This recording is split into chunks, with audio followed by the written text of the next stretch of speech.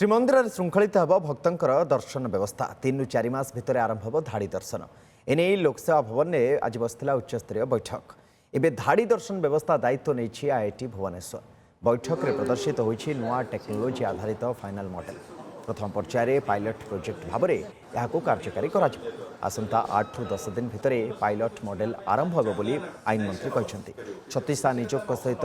आलोचना पर धाड़ी दर्शन संपूर्ण व्यवस्था को चूड़ांत रूप दिया योजना हिसाब से 7 पाहाच पर गरुड़ स्तंभ निकटर भक्त मैंने बुली रैंप दे आग को बढ़ी महाप्रभु को दर्शन करेंगे 5टी रैंप्रे एका संगे प्राय 50 जन भक्त दर्शन करेंगे फल घंटा को प्राय 8000 भक्त महाप्रभु को दर्शन करें आकलन आईन मंत्री पृथ्वीराज हरिचंदन अध्यक्षतार अनुष्ठित बैठक में पूरी SP law secretary IIT Bhubaneswar पूरा टीम समेत बहु वरिष्ठ अधिकारी सामिल थे। आईआईटी भुवनेश्वर को एक दायित्व अर्पण कराइतला से माने टेक्नोलॉजिकली से कथा को केमिति करि परिबे जहा फल कि अंततः दर्शन लोकंकर सुगम हबो एवं धाड़ी दर्शन को ठीक ढंग परिचालित करि हबो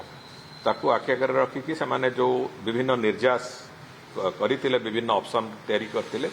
से समस्त ऑप्शन रो डिजाइन से माने आज प्रदर्शित करेले एवं थरे पायलट मॉडल हेले तापर 36 नियोग सहित भी आलोचना करिकी मंदिर रो नीतिकांति सहित ताकू केमिति क्लास न करिवो एवं सब जिंस सुरुखुर हबो से बाबद भी आलोचना करा जिवो गोटे रैंप रे एका संगे आपण अनुमानिक जदि नबा जे 50 जन लोक एका संगे करि परिबे एवं सेमानकर जे असेसमेंट अछि जे गोटे घंटारे पाखापाखि 8000 ରୁ 10000 लोक सुरुखुर दर्शन करके बाहर को बाहरी परिबे।